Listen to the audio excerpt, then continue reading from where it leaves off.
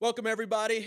I'm glad you could be here with me as we have the first episode ever of Cobi Club. So we're going to take a look at everything soccer football, the past, the present, the future, local and international. Today, Cobi Club, it's first episode. Guys, thank you. Appreciate it. But what I really want to talk about, it's all things soccer, that's related within the past, the present, the future, of the game. A lot of the stuff that we went through over the years, helping build the sport here within MLS. But more importantly, I think, is what's coming over the next 4 or 5 years with, you got World Cup. We've had the Copa America here already. We got the Olympics coming here. So LA is going to be like the center of attention. So for me, that's very important. So for some of us, Todd, here in a different city, but I think you all understand how important that is right now. But for everybody that is listening and watching, I think you have to understand why we're here today and with this group is because I still can't believe it. Was it 20 years? 20 years ago. 20 years ago, we won the championship. And yeah, it's fair, right, to laugh at that. 20 years ago, we won it. And I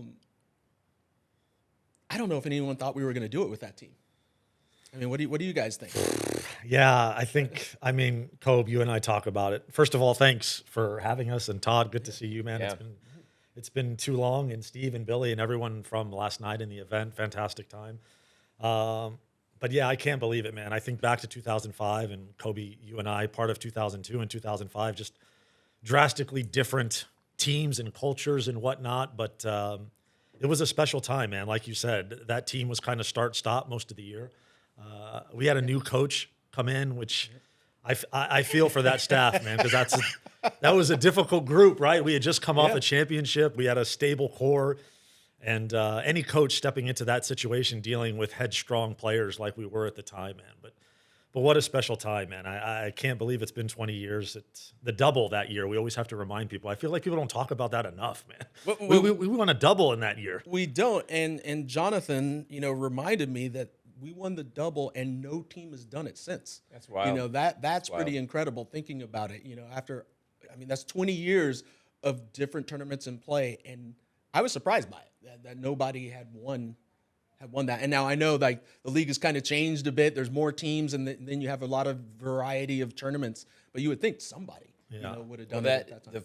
Winning that Open Cup, I think, was a big launching pad for us. It got us in a kind of championship mindset, a good feeling. And even though maybe the league results weren't flying, if you remember, we started that year on fire. You look back, we had a really good record in the first. We did. He's laughing at that. No, we didn't. Which just set us up. No, it did. But not Columbus, not the first game of the year. But right. No, we were flying, and then we won that tournament, and there was something different in the group. And so when it came to the playoffs, get out of our way. Yeah. That was the mentality. One thing, and Cobe, you'll appreciate this, and Todd, you will as well.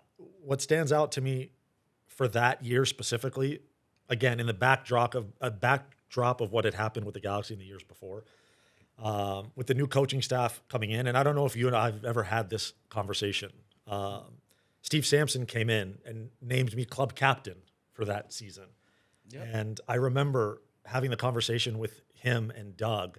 And obviously, you were club captain as long as I had been at the club. And not only were you a club captain, you were who you were, right? So for us, Cobi was Cobi, right? Our relationship is different now. But I remember kind of being taken aback that time when Steve approached me. And it was a little bit awkward for me because of our relationship. And I remember asking him, and he maybe can corroborate this or not. And I remember asking him, I said, well, what about Cobi? And I think Steve said, I'd already had the conversation and whatnot. And I was still even a little bit, uncomfortable. And I remember, as hard as it was for me at the time, I said something to you before about it. We had a conversation on the road one time. And I said something to you, and I'll never forget this. I've never thanked you for this. And it's something I want to say. I've never said it. You said to me something along the lines in the way that only you could say it, that you weren't happy kind of with the decision, but at the same time, you said something along the lines, and it sat with me, man. You said, if it's not me, then it's you. And it sat with me, man. And I just wanted to thank you. And it served me for that whole year kind of in that role. And I always, in situations with Steve or Doug or players, I always remember, positioning myself from the experiences I had with you as a captain of this club and what it meant to you to kind of handle situations in the same way. I don't know if Steve is going to be able to speak to that point, but thinking about sitting here today talking about 2005, it's something I wanted to share with you. It meant so much to me, kind of giving, me your blessing to kind of serve in that role for that time. So thank you again. I hope I lived up to it. I know we all won, and I appreciate that, man. It goes so far with me. Thank you. Yeah, no problems. I'm still not happy about it, but But look, that's the nature of it. And thinking back on it, it's like at that time there's only certain players that were kind of connected to the club for an extended period of time. So if it's not me, then it's you, and it's understandable, with all of that. But you have to. When you, in my opinion, and I think as I've gotten older now, I put all that behind me and really look back and take a look at it. When you love a club or an organization, like that, you want no matter what the situation is for that club to succeed. Yeah. So I could have been like, angry and bitter and started, sabotaging the team, or sure. Move forward with it and try to make it happen, and that's what it was all about. Yeah, you were a big enough personality that it wouldn't have worked without kind of your blessing. And I mean, it was a big moment, I think, for the team and all of us. And it speaks volumes to you, man. I'm not just saying this because this is your thing.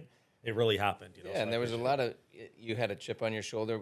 You always have a chip on your shoulder. There was a lot of that, like we carried some of that. Herc had a lot to prove and had a coming out year. Landon coming back to the league. There was a lot of guys who. We need to talk about that. Do you remember that moment in 2005? I mean, for us, I mean, you came from San Jose. Yeah. So, but it's something. I know what you're going to say there. No, it was weird. Todd's always a San Jose guy. This was a big moment. Style. This is another moment I remember vividly in 2005. Yep. I think it was on the training field. Steve brought us aside and said, I'm about to do something big. And that was it.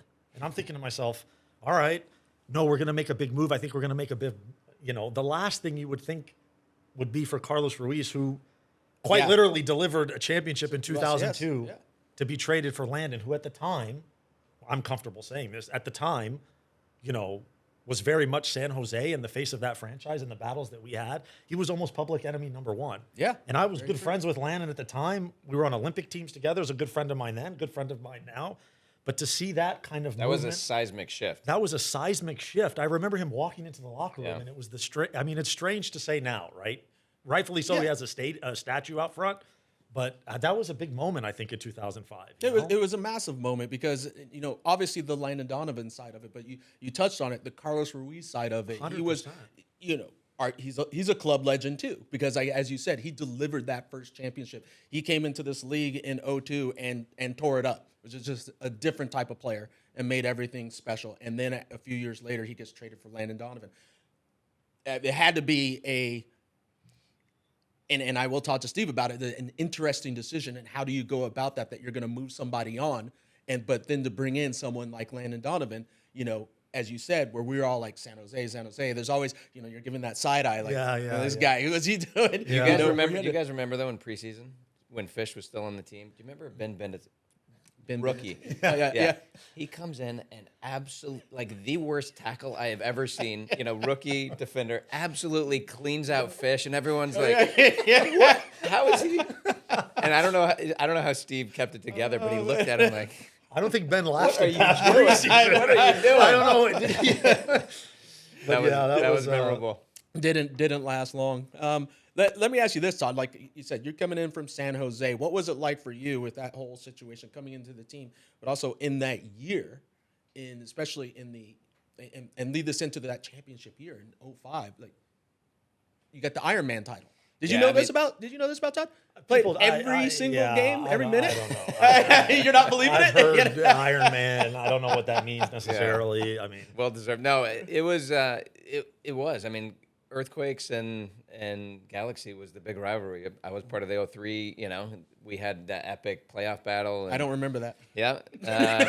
And it was just, but LA was the team. And so going from the Earthquakes, which had, more of an underdog mentality, to sort of the Yankees of MLS, if you will. And that was a big honor and special. And having Steve bring me over, Doug, it was just it was a huge moment for me. I was coming off a year actually where I had, a torn quad, and it was a difficult year. So, coming in and being able to sort of refresh in the off season and hit the ground running, it was awesome. And then we, again, I'll go back, like even in preseason, nobody would remember this but me, but I was out for a few weeks in preseason. We went to Hawaii. I mean, talk about what a start to the year. We had preseason in Hawaii for Samo's impact on the club. Yeah. Like we're in Steve we're used in to do it Honolulu. right. Preseason's in Hawaii. That's how we do it. Like, this is pretty I good. like it. This is pretty good. So that was our start, and it was like, all right, now this is legit. And Phil Anschutz was there, and it was, we played Real Madrid that year. There were so many things and that was before anyone played those kind of teams. We're playing against the Galacticos, which had Beckham at the time. I marked Beckham for the first 60 minutes. He gets subbed off. We didn't have the ball more than like 2 minutes. And then Luis Figo comes on. I have to mark him for the last 30. And But they had, Ronaldo and, just Zidane. Remember Zidane? Like, No. talk about Yeah. What open a can of peas with the left foot. I mean, that guy, I remember he did a zigzag run through the middle of us and just basically 3 or 4 players, and no one could get on the ball. No one could touch him. Just Even like their that. players. Roberto Carlos after the game was like, he's here- on a different planet. Oh, here's a good. We're taking a look at this. Like, jeez, Hartman was getting peppered. Look at that, just nonstop. Did we get out of our half in this game? Look at all these highlights. It's just You like, remember though, hello. we lost 2-0 and celebrated like we won the I know. won the whole thing because we were really proud of not getting blown out. 2 things jump out watching this here, and obviously we didn't know David at the time, but the first is to your Zidane comment. For me, he is that player. Obviously, for a lot of guys, not just me. But I remember this game, and I think he was playing wide. I was central, but I was going out of my way to try and just get close to him, just to try and do something. And I remember trying to go up to him and pushing him. Look at that. There's the move. Yeah. just And it's sliding just- through. He's huge. A I solid didn't expect rock. him to be Yeah. as big as he was. Yeah, yeah. You don't realize how big that guy is. But the other thing, and Cobi, you'll like this. Do you guys remember the post-game kind of Yes, reception? I remember the there. reception there. Yeah. Okay, I walk into the tents, and I'm just trying to find Zidane, and I shit you guys not. I look in the corner, and I see Zidane sharing a cigarette with Tony Parker. I swear to God. And my day was complete. That's all I needed to see, man, just on a human level. So you know? started smoking after that. I couldn't get close to it. I tried. But Security wouldn't let you through. yeah. Who's this? But yeah. But no, I mean, wow. But that's look another at that. experience that you only get when you're with the Galaxy. And nobody was Yes. playing teams like that at the time. I mean, look at this roster, and maybe this is to you, Todd, where you talk about going from what's considered a smaller club at the time at San Jose, coming to the Galaxy, and this is these are your Well, that's matches what- that you're playing That's against. what Frank Gallup used to always say. So in 03, he was like, anytime we'd play anyone, he goes, "We're not playing Real Madrid, guys." Well, this time we were. And it was... I like how we have on record Todd referring to his own San Jose club as a smaller club, right? There We go. have It is that. on We record. have that down. I'm glad. So that's it's clear. incredible. That's established. Look at that. Raul, Michael Owen, Zidane, Roberto Carlos. I mean, look at all these guys. Beckham, Casillas. I mean, that's a pretty decent. That team beats most teams nowadays. Oh, 100%. It's absolutely. But it's interesting now, Cobi, you look at this, and we were having this conversation last night a little bit, or at least Todd and I were, kind of the gap closing and having lived through it, and especially you, man. The experiences you had, national team, club level, and how much the gap has closed in Major League Soccer and, let's say, Liga MX teams, right? Back in the day, if we were to get a result against a Mexican League team, any MLS team getting a result of them was huge. Now it's almost expected, right? Expected, It's, yes. it's crazy how far things have come from, like, when we were there in our prime to where it is now. I mean, it's incredible, the gap. It's gone. I think it's the other way. Well, that's what people... I still don't think U.S. soccer gets enough credit, MLS gets enough credit for how young it is. I mean, we just haven't had... We didn't have access to playing those teams, playing in those... We didn't grow up playing in pro academies and those sort of things like you do now, and that's just a different flavor, a different feel, and you become... I mean, Cobi, you lived it through the national team. Like, you had to go into these places that nobody else had done, and so that was breaking ground, and now there's so much more access, so much, just the mindset shift, I think, is big, and now that the teams are playing Mexican teams, every year, that's a big difference, and you just get used to it, and that kind of shine is off a little bit. Yeah, I think that's interesting to delve into a little bit when you talk about what you said, the gap. When you really think about it, as you said, early years, we would play Cruz Azul or something like that, and we'd be lucky if we got a tie, and we played them and didn't get the result that we expected. But now you have Liga MX that's putting us Liga MX that's on par, maybe some teams above, some teams below, and I think that over a period of 20 years, we've caught up. Yeah. We've caught up, and we've done a pretty good job of it. And now that you got Leagues Cup, we're playing every single year, so you can see the comparisons. Yeah, yeah. And people forget that 10 years ago, it was just an expectation, at least in the soccer world. Oh, Liga MX is better than MLS. Yeah. Now you get to see it day in and day out. Yeah. You get to see it every single year, and I've been impressed with the results. I mean, you have the Galaxy now that's going in, not a good season, just regular within MLS, but an opportunity still to do well within Leagues Cup. Yeah. So I think I think it all helps build, helps build the sport. I mean, this is an interesting question actually. Leagues Cup, Champions Cup. Which one for you guys? I mean, what's the difference at this point? I'm losing track of everything that's going on with all these tournaments. It's every week there's another tournament. There's a lot of games. I mean, that's why rosters have to be deeper. That's why, like all of that. But I think it's great that Galaxy are in a quarterfinal, right? Like it's the same. Who knows? Maybe that turns their season, right? And they can start getting a vibe going.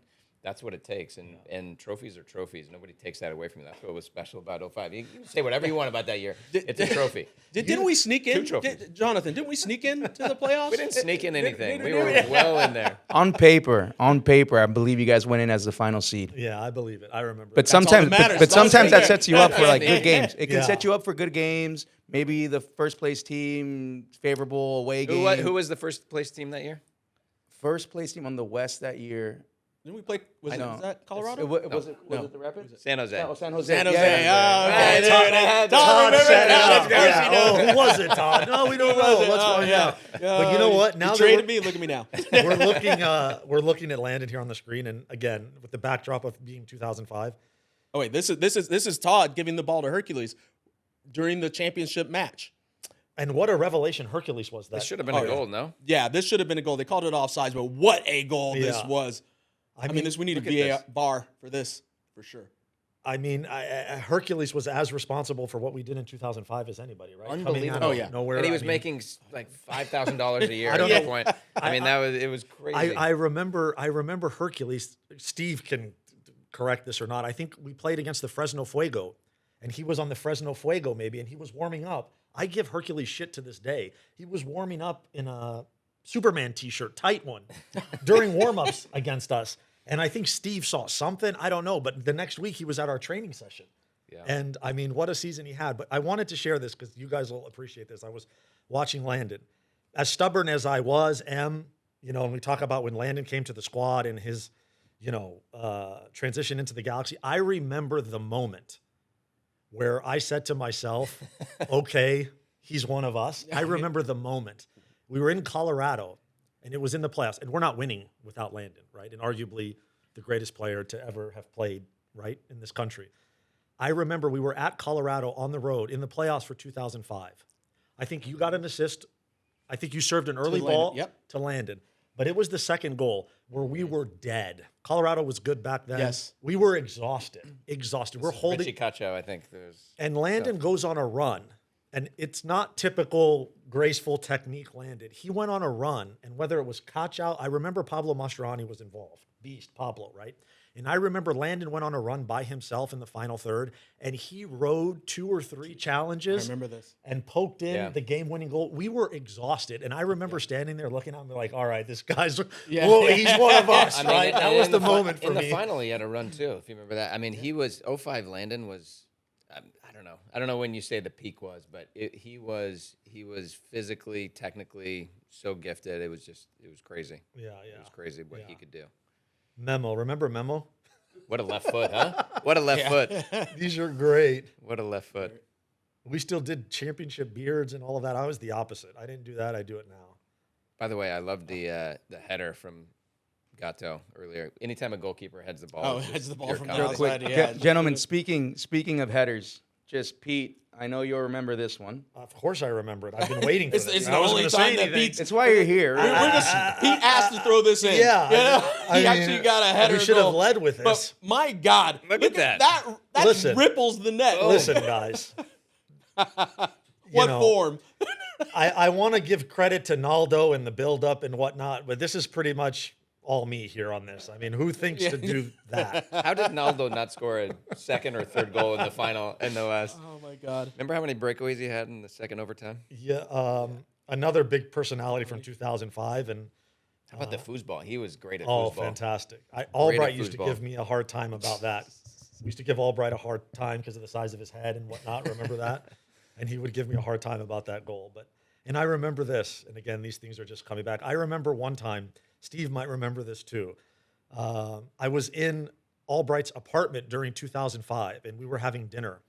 And he was uncomfortable, true story, with something we were doing on set pieces, right? And he was mad at me that I didn't say anything. But on set pieces, I had one role. It didn't change who the coach was, what the I was in one position, like guarding the post, right? But the other guys that had to like challenge and mark the other guys' headers and whatnot, Albright wasn't comfortable. And he said the other big guys weren't comfortable. So I said, F it, let's just call Steve. No, we're not going to call Steve. I said, no, we can call Steve. So we called, I don't know if Steve remembers this, from Albright's apartment and tweaked a little bit. And Steve, to his credit, was like, listen, you guys should have said something on the training field. And they just tweaked, I don't even remember what it was, but they tweaked something small. Albright felt much better, and we defended set pieces the rest of the year like that. But again, small thing that just came to my mind thinking of. No, I love that you're bringing up the defense because we were great. I mean, a lot of goal highlights, but how many shutouts did we ride to that championship? Let's be honest. Oh my God. Guys, real quick, going off of Todd, touching back on your Ironman year, it resulted in you getting a call up to the national team, and then we have this special moment that you shared with Landon here, and we see Taylor Twellman. I called him off the free kick. I said, Landon, step aside. I got this one. Yeah, you got this. Oh God, what is this? A service that just happens to go in? I didn't know where I was going. That but left-footed service. Talk Yeah, about good the biggest head. Look at this. Oh, Aim for the big head. Twellman actually scored for the national team? But Oh no. my joke with Taylor every time I see him, when I see Taylor and I run into him, I said, oh man, it's so good to see you. Every time I see you, I feel like I'm going to win something. Because we beat him 02, 05. Yeah. Oh, Man, no I wonder feel he like- hates the Galaxy, right? It's like, Pete, why the long face? Why the long face? yeah, Oh man, I feel like I'm going to win something today. Let me ask you this now, Todd. I mean, you've been a player, and then you moved up. Actually, both of you guys through your careers, you moved up into the front offices, and all those experiences. How is your experience now at Sacramento? So it's GM/president. So you're doing the double. Doing the double. No, it's what's that like? What's that like making those tough decisions? It's a lot, but it's great. Like still being a part of the game. I mean, we've all done this since we were kids, and to still be able to be part of this and be involved in the game is just a dream come true. And as I think it's one of the scariest things for as a player is figuring out what you're going to do next. It's Right. the heart, because you're so identified with being an athlete and kind of listening to the coach and doing what you're told. So Well, let me ask you that. How'd you make that decision? Like, how'd you decide? This is where I want to go. I want to do this. Yeah, I didn't know. I mean, is it coaching? Is it going into business? I don't know what business is. There's a million things that is, right? Like, but then you kind of realize I've been doing this for a long time. I've got my PhD in soccer, and so Debatable. you lose something or you learn something every single day, and I love being part of it. Learning on the business side too is a whole new thing. Pete, you went through that too. I mean, it's just a whole different side of the game that you're not used to seeing as a player. Yeah, for sure. Off of that, I think, Cobi, and you and I have talked about this, when you're in it as a player, you live day to day, week to week. You're trying to get on the team, your contracts, et cetera, and you're, not necessarily preparing for what's next. And the obvious choice is, do I coach? I remember, this is true too. The reason I never really went into coaching to that level, every coach I ever had said, don't go into coaching. Do anything but that. Whatever you do, don't do coaching. So but no, obviously I was very fortunate when I retired and, stopped playing, and the club embraced me, and I was, fortunate to have every position in the front office. And yeah, truly an incredible experience. The ability to kind of give back and pass on to, the next generation. And at least for me, and I don't know, Todd, maybe your, path was different. There's an oh shit moment when you're like done playing and you can't do that anymore, right? It's more than a job. It's your identity. It's who you are. And, I always found solace in teams and whatever I was going through personally in my job. You have 20, 30 other guys that were going through that same moment, right? So as bad as it was or as high as it was magnified or lessened because you were within a group. And when you're done, even to this day, there's still a lack of, what's next for these athletes. But that's what I love about being part of a front office. Whether it's GM, whether it's your front office, it's a different kind of team, right? And you have even more impact on that team, on those dynamics, which took me a long time to figure that out. But that's what I love about soccer, love about sports, is being part of a team and this, right? Like, it's not necessarily the X's and O's. It's about the locker room, the things that happen on the airplane, the things that happen on the bus rides. That's the fun stuff, right? And getting the right pieces to do that. It's the hardest thing to do, but it's also the most rewarding, and it's what I love. It's what I love. Yeah. But this is the pieces that you talk about. But you got a big piece. We talked about this last night. You have on the field, but off the field. But what about your team? It's a USL team, and you have a lot of things going on within the USL. They're talking like pro-rel. What are your thoughts on that? But you also got. This is more of a personal for your team itself. You're in the process of trying to build a stadium there as well, and you said you learned a lot, probably through that process. What an experience! It is, and that you talk about the growth of soccer and U.S. soccer. The fact that I'll never forget it. I was a player in 2014. We walked back into the locker room. LA Galaxy 2 was playing against Sacramento Republic in the I think it was the semifinals of USL, and up 2-0. And then we watch the last 10 minutes, and it all falls apart for Galaxy. Republic have this incredible moment. Rodrigo Lopez scores this insane free kick. They end up coming back and winning, and you see Sacramento has 20,000 fans. That was more than MLS teams. And you're like, where the heck did that come from? Yeah. And so just to see that, and in our careers, to see the growth of the game, places like Sacramento, St. Louis, Austin, Nashville, all these places that are popping up, it just speaks to how great this sport is in this country and how much more there is to come. And that's what we're doing in Sacramento. There's, building a stadium downtown now in the rail yards. It's going to be huge. Our fans have been waiting for it for a long time. And from there, who knows what happens. There's been a lot of talk for a long time about the stadium, but you're seeing the progress. Like when should we expect that to be? We're doing it. We're breaking ground. We're making it happen. We've got the funding. We've got the political backing. We've got everything now, and we've got the land. So all the pieces are in place, and so doing that is a ton of time and energy, but it's a labor of love, and I can't wait for for opening day. You guys are invited. I was Pete and I want to be there. We're going to be there for that. We're going to take Cobi's show on the road. Yeah, we'll do the opening night. How's that? There we go. You guys had Jaime Villarreal there, yeah? Yeah. Republic. Yeah. LA Galaxy Academy. We had some good Galaxy connections over the years. Yeah. Nice. All right, Cobi.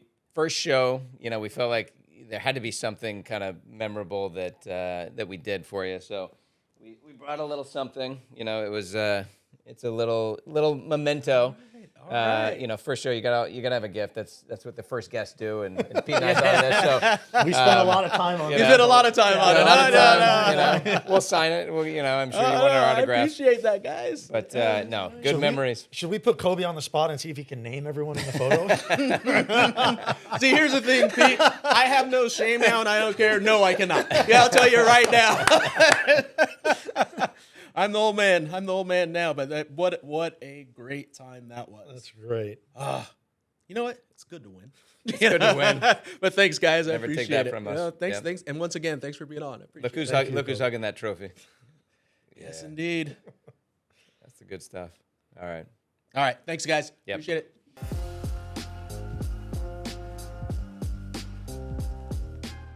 All right. Well, we're just jumping right into it. Billy, thanks for being on. Steve, thanks for coming on. Pete's still here, just hanging on as always. I love it. No, just we were talking a little bit before just about this is a big time, for soccer in this country. And you two have seen it all, through the years.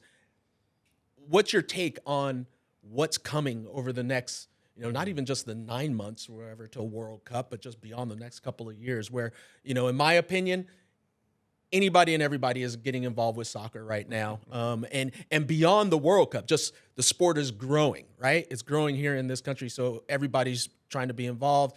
There's a lot from overseas here. Everybody wants to see it, MLS, everything. But then you have World Cup and everything that takes it to a whole nother level.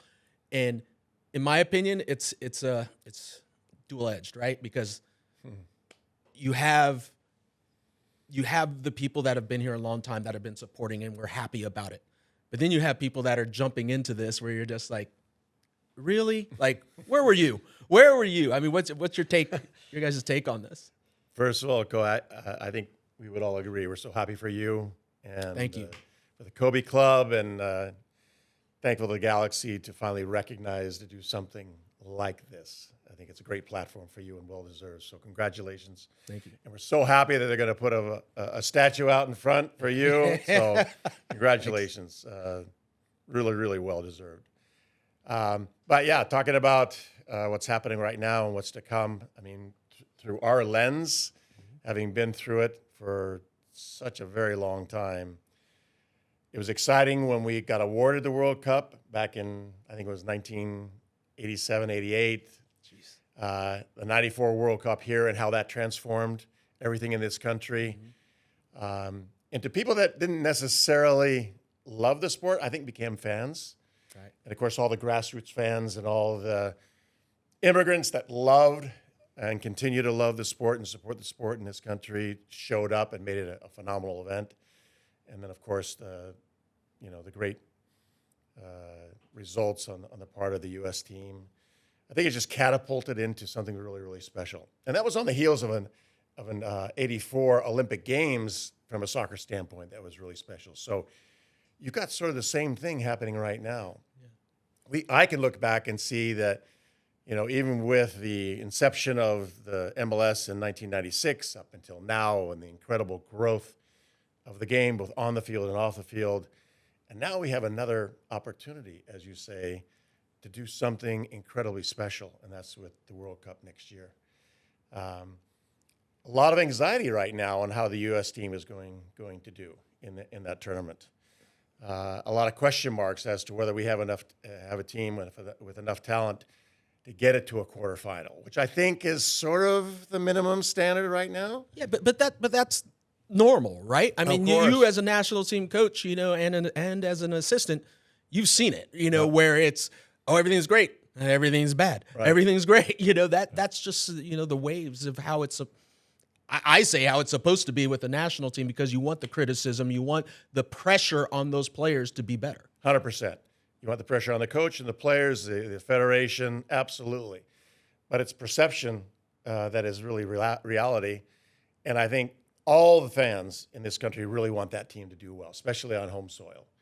And, but it's a special moment. And I think that one that could continue to catapult this sport into the next level, to where I believe where MLS fans around the country are not only going to be interested in their own home team, but what's going on in the rest of the league and what's going on around the world. So I'm really excited for what's going to happen the next year. Billy? Yeah, from the Scottish perspective. Yeah, well, but you've also been involved with U.S. soccer at the younger ages and the whole program for decades. Yeah, most definitely. But clarification: I'm a U.S. citizen. I know, but I'm saying your background, your background with it. Yeah. You're a Celtics guy, right? Just kidding. Just kidding. The dagger in my heart right away. No, I came here about 50 years ago almost, and fell in love with the country. And soccer wasn't big then. It was the hinterlands for sure. But watching the growth of it, and I'm talking everything from just getting kids signed up and registered and so on and so forth, and the enormity of what the league has become. And let's not be shy here, guys. The U.S. investment I'm talking about these wealthy people going over and bailing out clubs in Britain and other parts of Europe. This is an enormous undertaking of what I call this American soccer society, and I see big changes. Yeah, the one thing that we're missing is the truly, truly, truly special player that can make a difference at the club level and make a difference at the national team level. And we still don't have those players. Who can name players right now on our national team, right now, that you would list amongst the top 50, 60 players in the world? Maybe a Pulisic, maybe. Yeah. But who could carry a national team into a quarterfinal, semifinal, and God willing one day, and probably won't happen while I'm still alive, a world championship? And that's what this country needs to develop. And I think we have done, the MLS has done, in conjunction with U.S. Soccer has done, I think, a pretty damn good job between 1994 and today to create an environment to where these kids have no excuses. None whatsoever. Right. Great facilities. I think very good coaching, great opportunity, good competition. But we're still not finding those individual players that eventually become the key elements that are Americans, not foreign players that are filling the most critical positions on the field for the MLS, but critical players that can make a difference eventually for the national team. And that's the key now.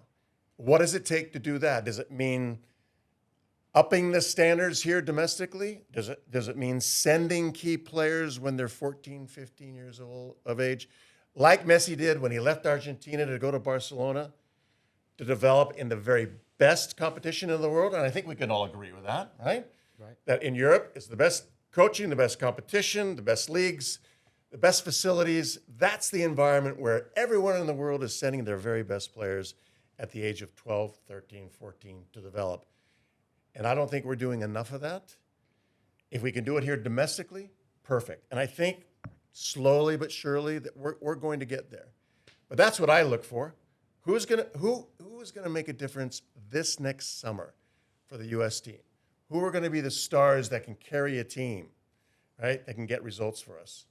So that's the big picture for me. I think we're light years ahead of where we were in 94. Sure. But we still have a ways to go. And one of the big things is like with both of you coaching at university, where's that role now with the academy? It makes it very difficult choices for the kids. Like, do I go to school? Do I get the education? Do I go with an academy? Or stick with the academy? How did that all fit in? For you guys? And I always think it's interesting because I'm a big believer, and I'm an example of players falling through the cracks. And I think it's now you see players that were playing at college, on the national team now, so what's the right route? And I'm sure it interests you, Pete, where you have a son that's looking at colleges. This is all, it's a different dynamic for parents, going through all of this. I think the top D1 coaches in the country, they go after academy players after the MLS team has decided that they're not going to offer them a contract. And so those head coaches that have relationships in the MLS, that have the ability to ask an academy coach or even a head coach of an MLS team, are you guys serious about this player? And if so, we're not going to touch them. But if you're not serious about them, then we're going to go after them and recruit them. The problem I'm seeing in the United States right now is that I would say the top 60 to 80 programs in D1 soccer, college soccer, they're now going after international players because they think that they can compete and win faster now with European-based players that fell through the cracks professionally, and now they want to come to the United States and get a scholarship and get a degree while playing soccer and still have this dream of playing professionally.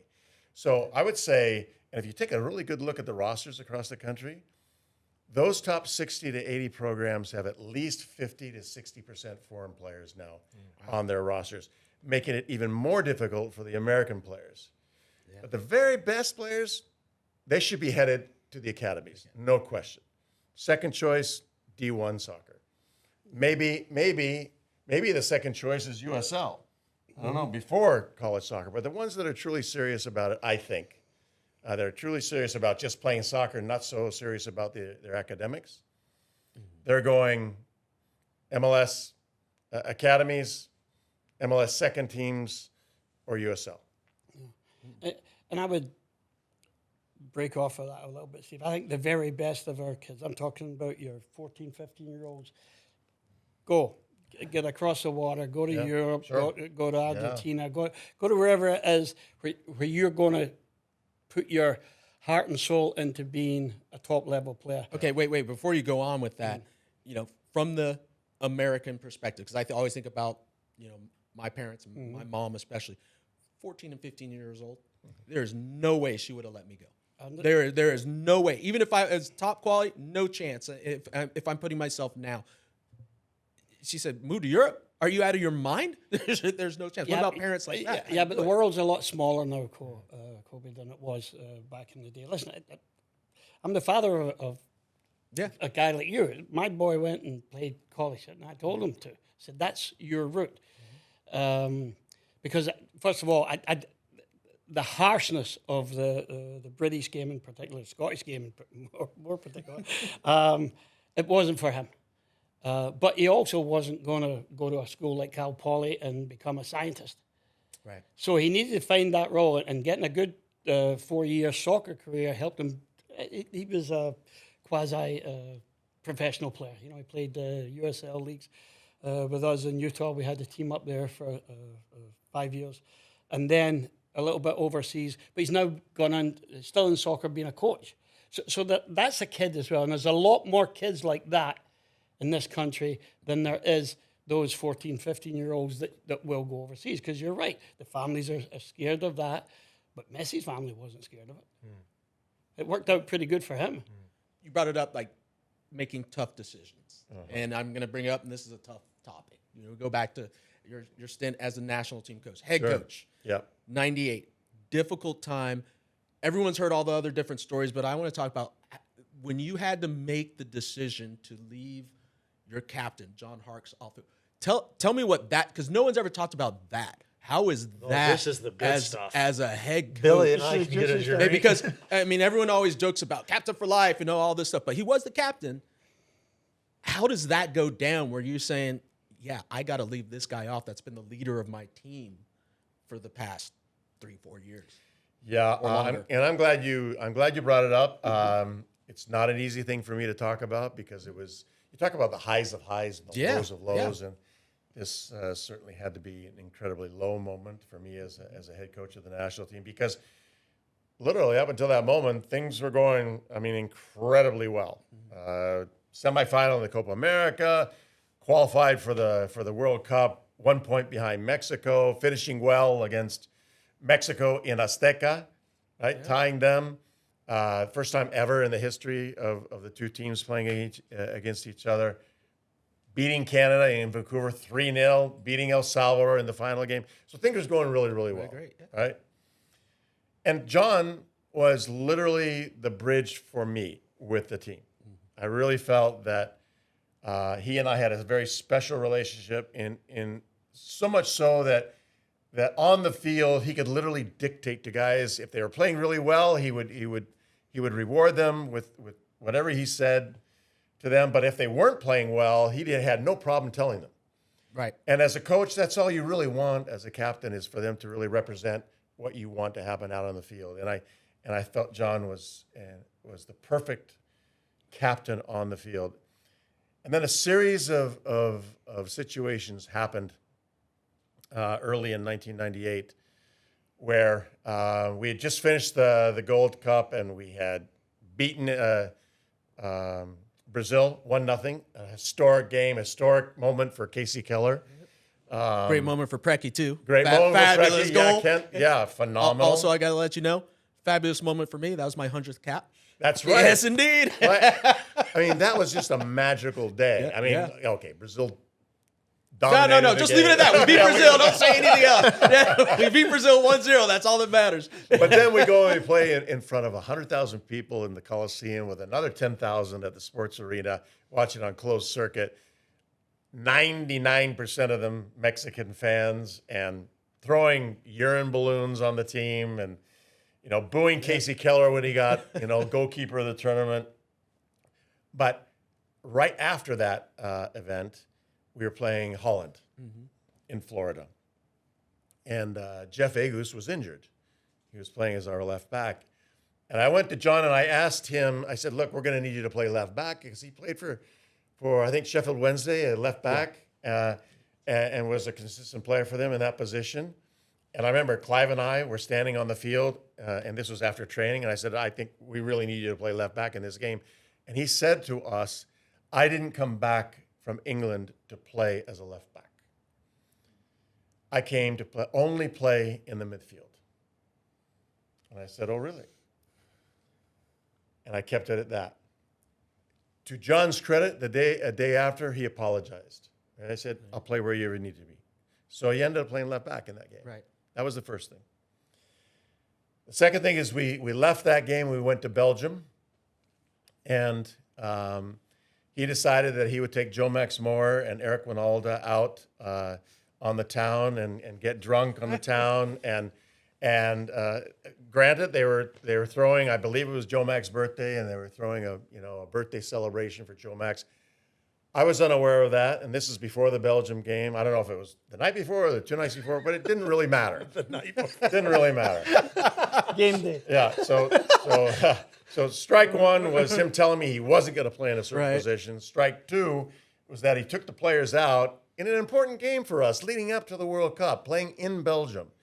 And I didn't know about any of this until all the players had left after the game we played against Belgium, which we lost 1-0. And the security guard from the hotel comes up to me and says to me, do you realize that 3 of your players had a party in their room and they destroyed the room? Oh, wow. They absolutely destroyed the room. I didn't know that part. Yeah. Curtains were torn down, And I said, okay, I appreciate you telling me that. I wish you had come to me before and told me this, but you waited until after they left for me. So I had to deal with that. And then we're in San Diego playing a national team match. And I'm sitting in my room with Clive Charles, and knocking on the door is Roy Wergerly. Roy Wergerly comes into the room and he says, I've got to share something with you that's been on my mind for a long time, and this has been happening for a long time. And the fact that it's impacted a player of our own team, I felt now's the time I felt that it should have been brought forward. So he told Clive and I that John was having a relationship with Eric Winalda's wife. And for me, that was the third straw. And quite frankly, if it had been a relationship outside of the team, that's none of my business. But the fact that you're a captain and you're having a relationship with a player's wife on the team, felt that he had crossed the line. And so I had to make a very, very difficult decision to remove him from the World Cup squad.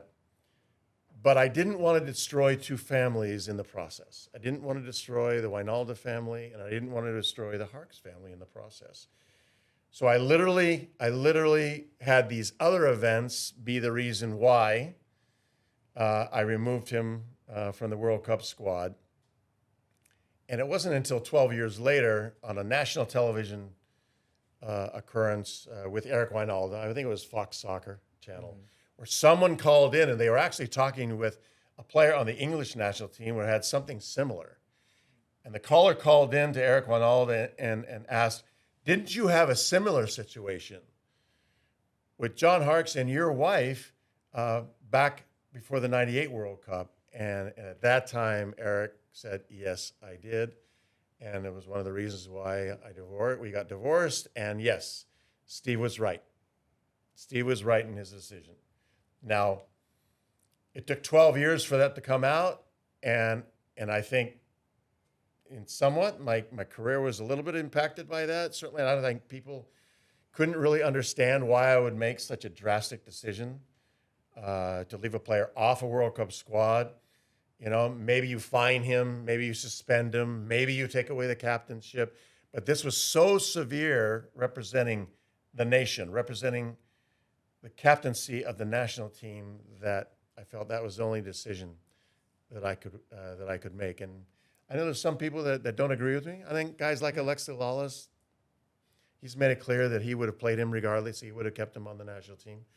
But I felt that was crossing over the line. So that's the story. And unfortunately, I truly lost this individual that was my connection with the team on the field. And I think, unfortunately, and there's a lot of different reasons why I think, you know, playing against Germany, for example, European champions in '96, difficult draw. Playing against Germany, Iran, Yugoslavia, with some of the best players in the world. But I think if that event had never happened, I think the chemistry of the team would have been better. I think a lot of things would have been different. And I think we would have had a little bit of a better run in the World Cup in '98. That gives you the background. That's a lot of background. I just a little bit more into like your thought process in actually making the decision of saying, I'm going to leave him off. Was that, I mean, I have to imagine you were talking to Clive Charles, you know, probably your wife, you know, internally just going through a variety of different methods, I imagine. It was one of the most difficult moments of my life. You can't equate the loss of a child.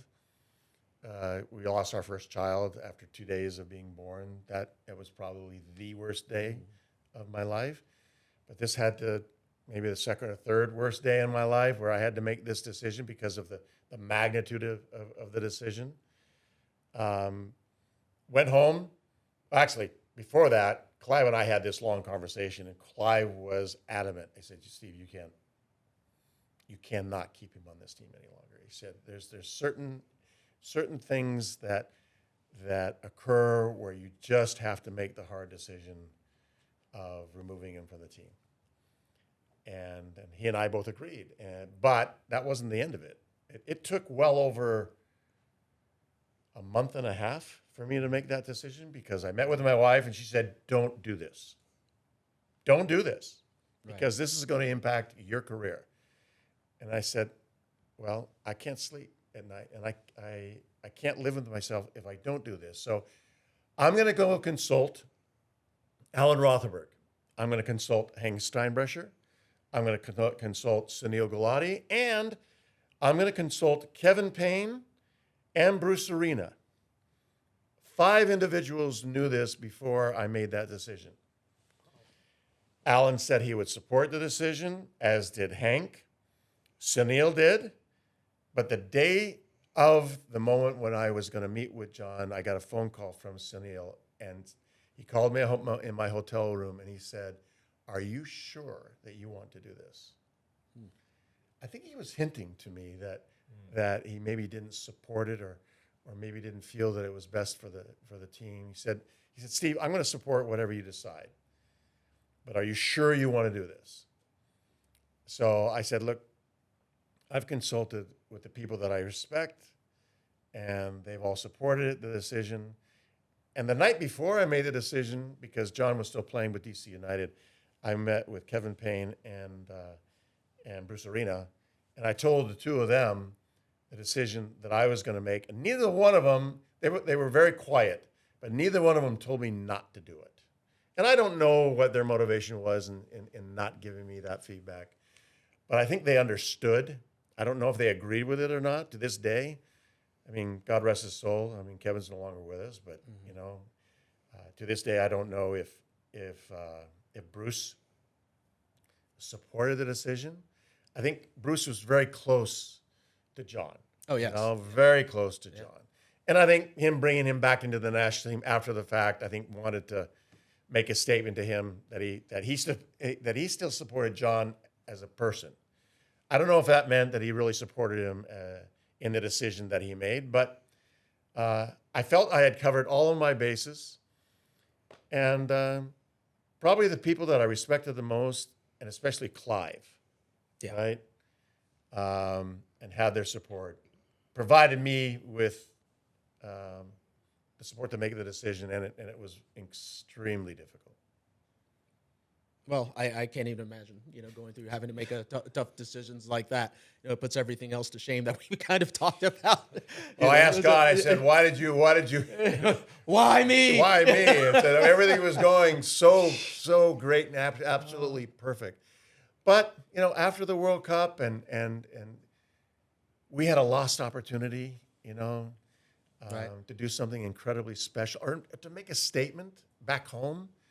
And I think we lost that opportunity. But my career, I was very blessed that I was able to coach the Costa Rican national team. To be the first American to coach a foreign national team, I was very appreciative of that, very honored with that. And then to have the opportunity to coach the LA Galaxy and to win a championship, I think it was somewhat of a vindication, but not completely. I still don't completely feel vindicated, but I can look back and say I've had an incredibly great run, a wonderful career, and one that I feel very blessed. Well, that's all you can ask. Yeah. That's all you can ask. Billy, what do you think of when you think of the Galaxy? Listen, I'm a football guy. The Galaxy in America is what Rangers are to me in Scotland. It's the biggest club. It's the flagship. I supported the Galaxy long before I worked with the Galaxy. I used to bring busloads of kids up from our club in Orange County when you played in the Rose Bowl. And, you and Good I old days. Yeah, and you and I have a bit of history, Cobi, because I was fortunate enough to coach you in '89, 1989 in the Olympic Sports Festival. Oh, yeah. Remember?